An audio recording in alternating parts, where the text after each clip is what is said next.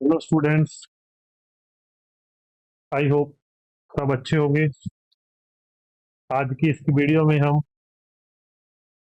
Gupta and Gupta का 8th chapter geotechnical and foundation engineering के 31st से लेके 50th क्वेश्चन तक सॉल्व करेंगे।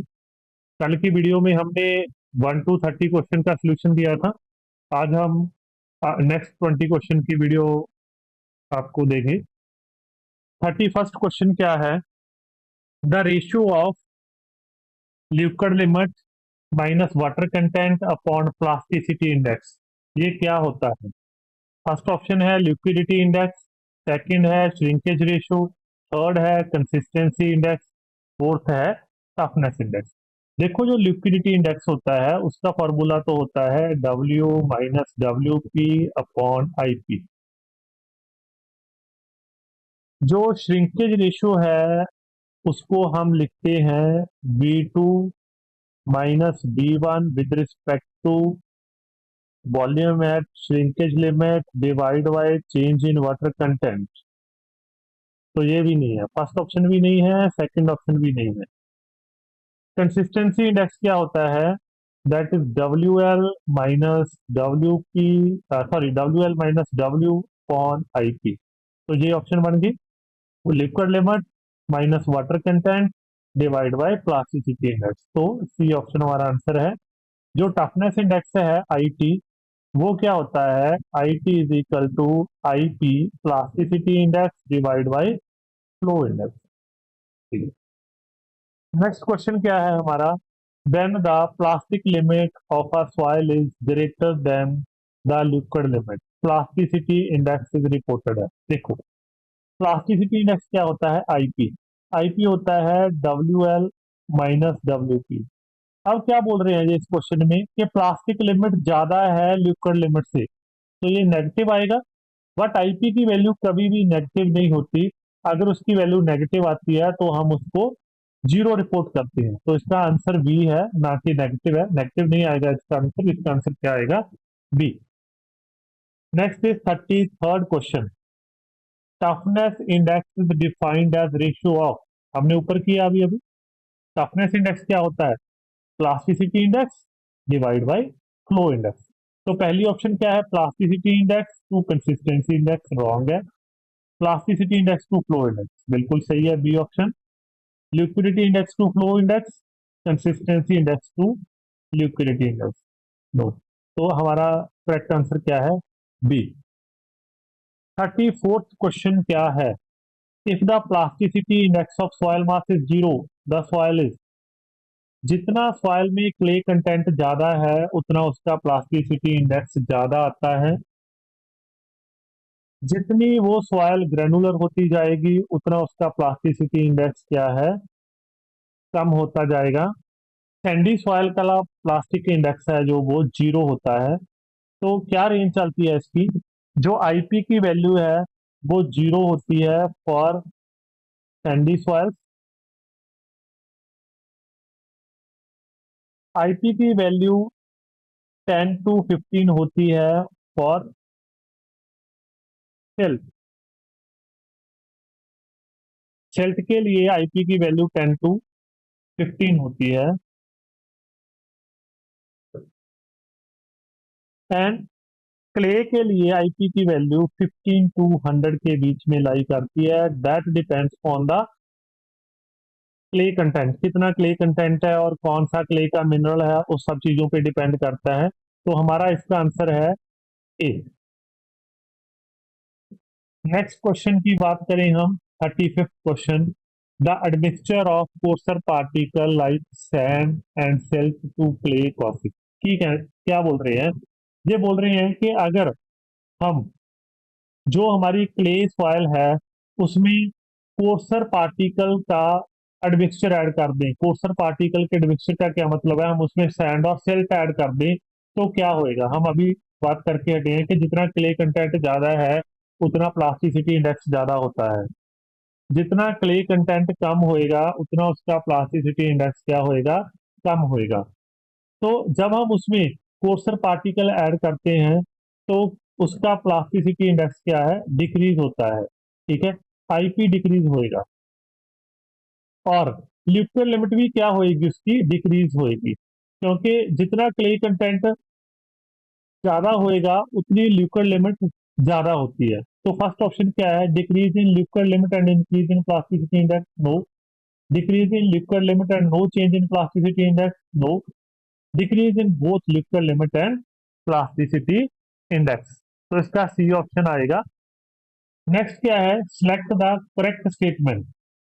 36 क्वेश्चन है, a uniform soil has more strength and stability than non uniform soil, बिल्कुल रॉन्ग है।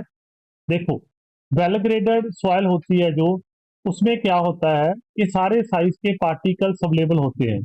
तो जो बड़े साइज के पार्टिकल्स होते हैं, ठीक है, उनके जो बॉयड्स होते हैं उनके बीच में छोटे साइज के पार्टिकल्स आ जाते हैं, उनके बॉयड्स बीच में और छोटे साइज के पार्टिकल्स आ जाते हैं। तो वेल ग्रेडेड सॉइल की एक कंपैक्ट स्ट्रक्चर होती है, उसकी शेयर स्ट्रेंथ भी ज्यादा होती है और उसकी स्टेबिलिटी भी ज्यादा होती है, ठीक है। तो ये यूनिफॉर्म सॉइल की बात कर रहे हैं। यूनिफॉर्म सॉइल्स कौन सी होती है, जिनमें ऑलमोस्ट सेम साइज के पार्टिकल्स अवेलेबल होते हैं, ठीक है। तो अगर सेम साइज के पार्टिकल्स अवेलेबल हैं तो इनके बीच में जो बॉयड्स हैं वो खाली रहेंगे। वो खाली रहेंगे तो क्या होगा, हमारा कंपैक्ट स्ट्रक्चर नहीं बनेगी, तो क्या है, स्ट्रेंथ भी कम होएगी और उसकी स्टेबिलिटी भी कम होएगी। तो फर्स्ट ऑप्शन क्या है, a uniform soil has more strength and stability, बिल्कुल रॉन्ग है। A uniform soil has less strength and stability than non uniform soil, okay, हाँ बिल्कुल सही है। यूनिफॉर्म की coefficient does not affect the strength of stability, करता है effect भाई, ठीक है। जैसे सीयू की वैल्यू है, जितनी सीयू की वैल्यू ज्यादा होएगी उतनी सॉइल ज्यादा वेल ग्रेडेड होएगी, ठीक है। जितनी ज्यादा वेल ग्रेडेड होएगी उतनी ज्यादा स्टेबल होएगी। अगला है, uniformity coefficient of a poorly graded soil is more than that of well graded, no, बिल्कुल रॉन्ग है। जितना ज्यादा यूनिफॉर्मिटी कोफिशिएंट होता है उतनी सॉइल ज्यादा वेल ग्रेडेड होती है। जो पुअरली ग्रेडेड सॉइल है उनका कोफिशिएंट जो ऑफ यूनिफॉर्मिटी कोफिशिएंट है वो कम होता है, ठीक है। तो ये ऑप्शन भी रॉन्ग है, ये ऑप्शन भी रॉन्ग है। 37 क्वेश्चन की बात करें, इन्होंने हमें चार सॉइल्स दी हुई हैं, ए बी सी डी, चारों की लिक्विड लिमिट दी है, चारों की प्लास्टिक लिमिट दी है। तो इन्होंने क्या बोला है, which of the the soils contain more clay particle. Clay particle कहाँ से पता चलेंगे, हमें पहले भी बात की है कि जितना क्ले कंटेंट ज्यादा होता है उतनी प्लास्टिसिटी इंडेक्स ज्यादा होता है, ठीक है। तो हम इन सभी का आईपी निकाल लेते हैं, जिसका आईपी ज्यादा होएगा उसमें क्ले कंटेंट ज्यादा होएगा। जैसे आईपी क्या होता है, IP is equal to liquid limit minus plastic limit, दोनों का माइनस। इसकी लिक्विड लिमिट और इसकी प्लास्टिक लिमिट को माइनस करें तो क्या आ जाएगा, 0.5 माइनस 0.23 कितना आ गया, 0.27। बी सॉइल का 0.49 minus 0.17, that is 0.32। C 0.43 minus 0.21, इनका माइनस करें तो ये क्या आएगा, 0.22। इनका करें तो ये क्या आएगा, 0.21। तो इसका 0.21 प्लास्टिसिटी इंडेक्स आया, इसका 0.22 आया, इसका 0.27 आया। सबसे हाईएस्ट कौन सी सॉइल का आया, बी सॉइल का आया, दैट इज 0.32। इसका मतलब क्या है कि जो हमारी सॉइल बी है उसमें क्ले कंटेंट क्या है, मैक्सिमम है, ठीक है। अब हम नेक्स्ट 38 क्वेश्चन की ओर चलते हैं। 38 क्वेश्चन क्या है, 38 क्वेश्चन है, water content of A soil which represent the boundary between plastic state and liquid state, ठीक है। इसको हम क्या है, जो एटनबर्ग लिमिट का ग्राफ है उसके साथ करते हैं। देखो, ये ग्राफ बन गया, ये हमारी श्रिंकेज,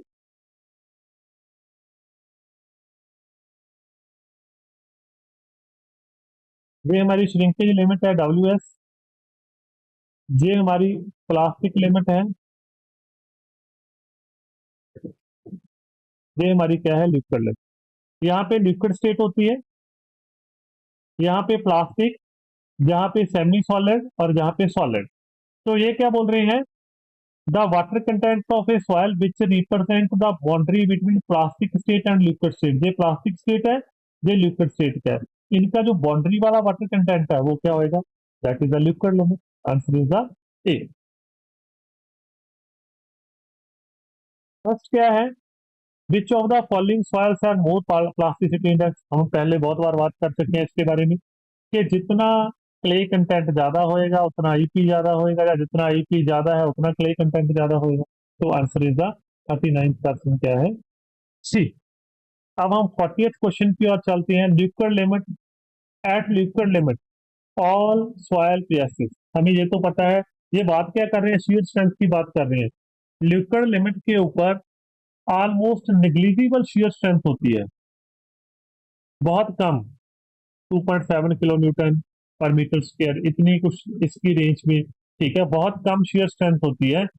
और लगभग ऑलमोस्ट सभी सॉयल की shear स्ट्रेंथ नेग्लिजिबल के अराउंड होती है। ठीक है, तो फर्स्ट क्या है, same shear strength of small magnitude. हाँ सही लग रहा है, आगे चलते हैं एक बार। Same shear strength of large, no, large तो होती नहीं है। Different shear strength of small magnitude, almost same होती है, वही है। तो आंसर क्या आएगा, A. Same shear strength of small magnitude. 41st question की बात करें। If the material of the base of Casagrande liquid limit device on which cup containing soil paste drops is softer than the standard hard rubber then. Liquid limit हम कैसा Grande apparatus से करते हैं। कैसा Grande apparatus में क्या होता है, एक ऐसा हमारे पास बाउल सा होता है, ठीक है, जो एक बेस के ऊपर होता है। यहाँ पे इसके हैंडल लगा होता है।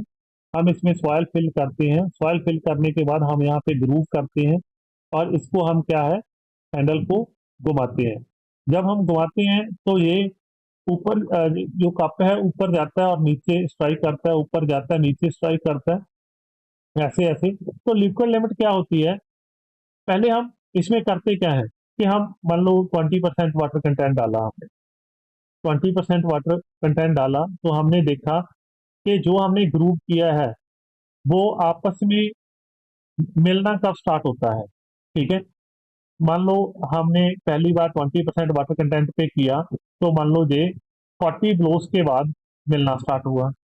फिर हमने क्या किया, वाटर कंटेंट और इंक्रीज कर दिया। ठीक है, फिर मान लो 30 बिलो पे आया, फिर हमने क्या किया, और वाटर कंटेंट डाल दिया, मान लो 27 ब्लोस पे आया, और वाटर कंटेंट के साथ किया, 20 ब्लो से आया। तो हम एक ग्राफ ड्रॉ करते हैं, number of blows versus water content. तो यहाँ पे 25 नंबर ऑफ ब्लोस के क्रॉसपॉन्डिंग जो वाटर कंटेंट आता है उसको हम लिक्विड लिमिट बोलते हैं।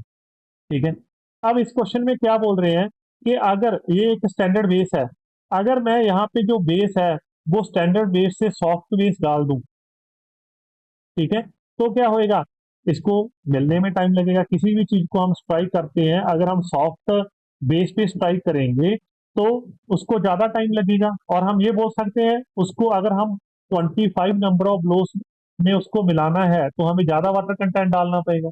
इसका मतलब क्या है, लिक्विड लिमिट इंक्रीज होएगी। तो फर्स्ट ऑप्शन क्या है, the liquid limit of soil always increases, बिल्कुल सही है, इंक्रीज करती है। Liquid limit of soil always decreases, liquid limit of soil में इंक्रीज, में वाली तो कोई बात ही नहीं है। जब किसी चीज को हम सॉफ्ट बेस पे स्ट्राइक करेंगे तो ज्यादा टाइम लगेगा। अगर हम उसको 25 नंबर ऑफ ब्लोस में मिलाना है तो हमें ज्यादा वाटर कंटेंट ऐड करना पड़ेगा। ठीक है, तो क्या लिक्विड लिमिट इंक्रीज होगी। According to IS classification the range of self particles.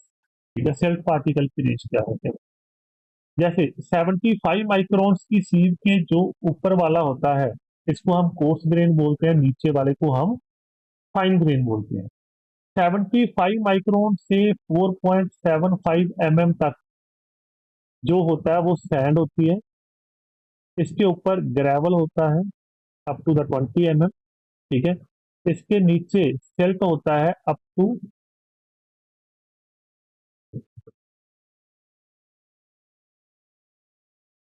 2 micron.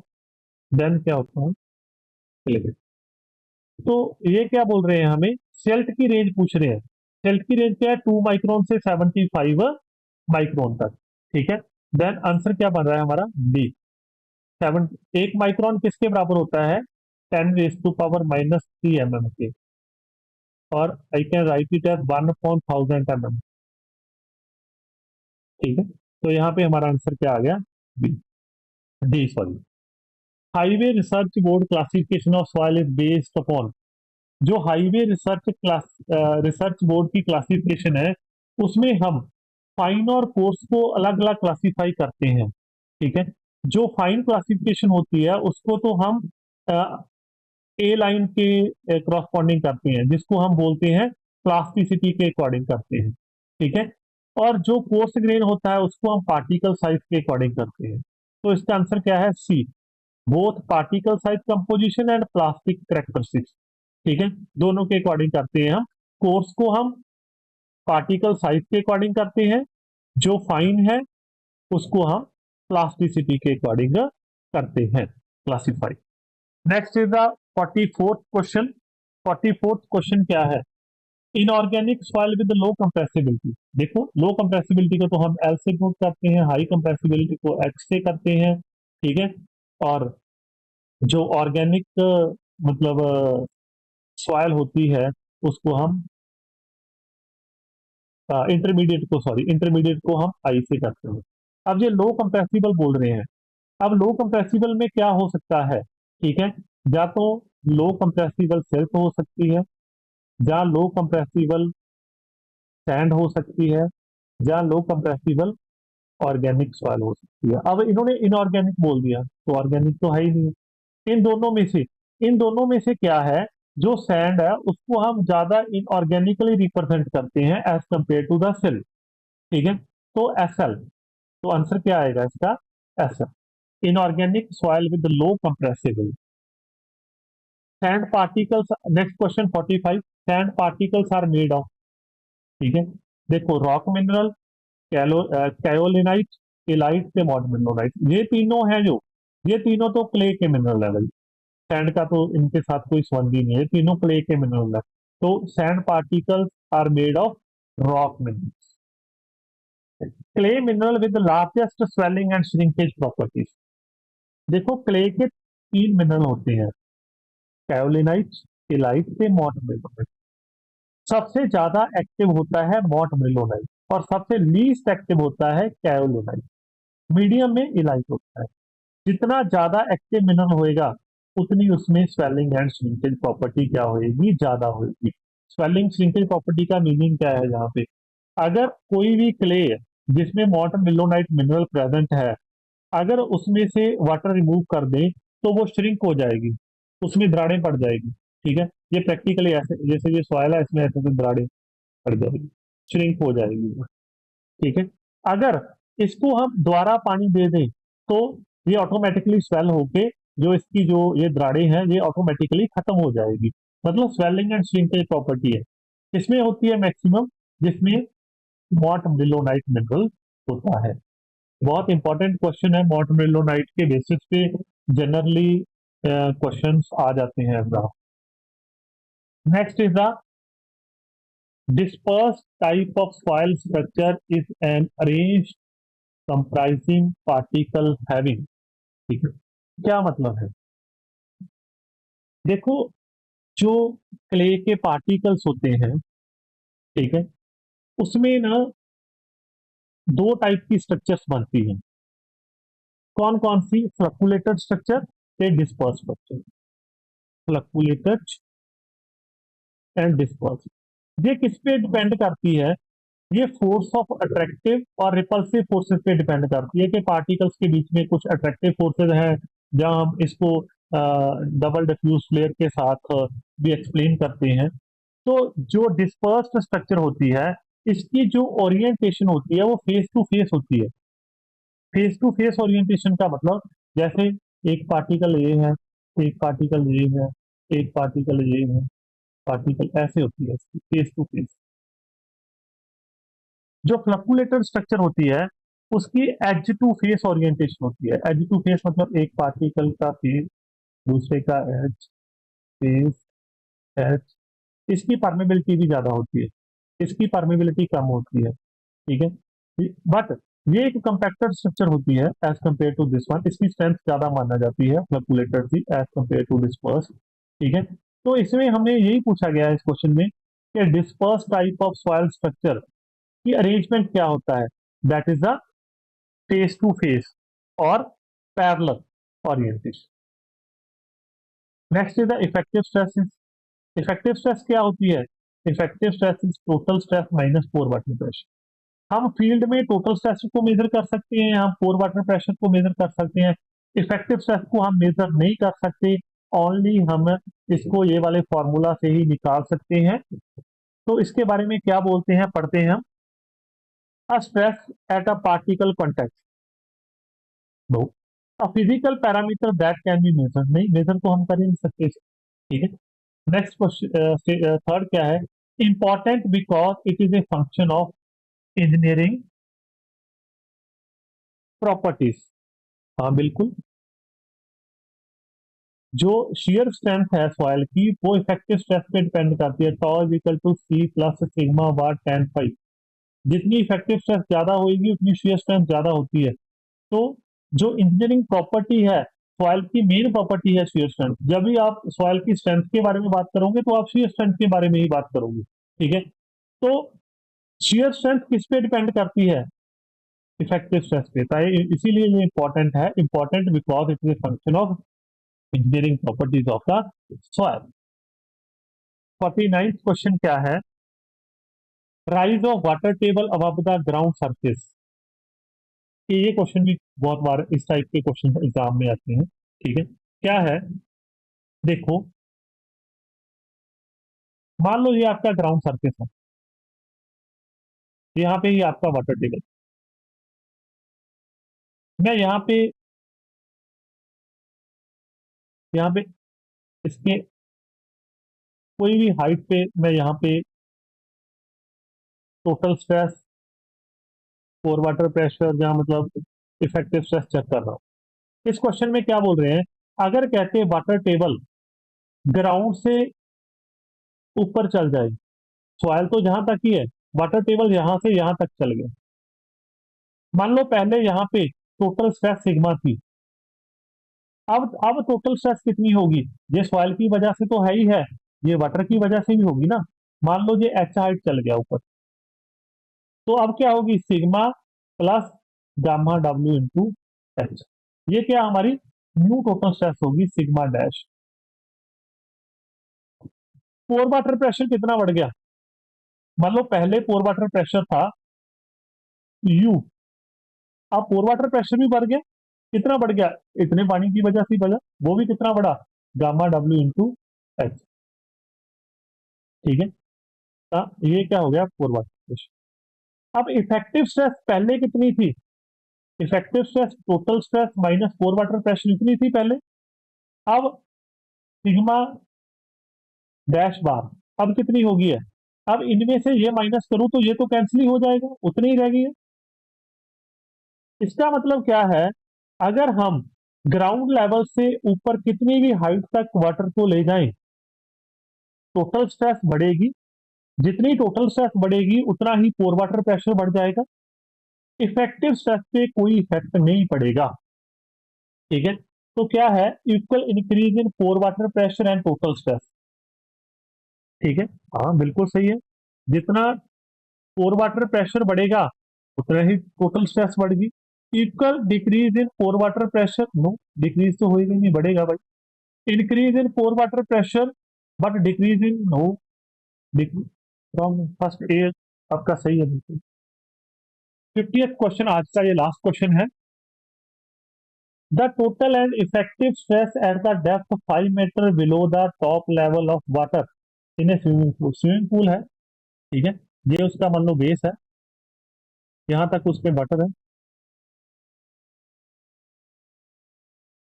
आपको बोल रहे हैं यहाँ से 5 मीटर डेप्थ पे आपने क्या निकालना है, total and effective stress 5 metre depth. Answer हमें इन्होंने क्या किसमें दिया हुआ है, केजी पर सेंटीमीटर स्क्वायर में दिया हुआ है, तो मैं सभी को सेंटीमीटर में कन्वर्ट कर लूं। यहाँ पे टोटल स्ट्रेस कितनी होगी, गामा डब्ल्यू इंटू एच। और यहाँ पे मेरे को गामा भी केजी पर सेंटीमीटर में फिल करना पड़ेगा, ठीक है। तो गामा होता क्या है, गामा डब्ल्यू 1000 केजी पर मीटर क्यूब होता है, हमने सेंटीमीटर क्यूब में करना है। तो क्या होएगा, 1000 kg, 1 मीटर में 100 सेंटीमीटर होता है। ठीक है, तो 3 बार है, क्यूब है, 100 × 100 × 100 सेंटीमीटर क्यूब। अब इसको ये तीन से कैंसिल हो गया, तो क्या बच गया, 1/1000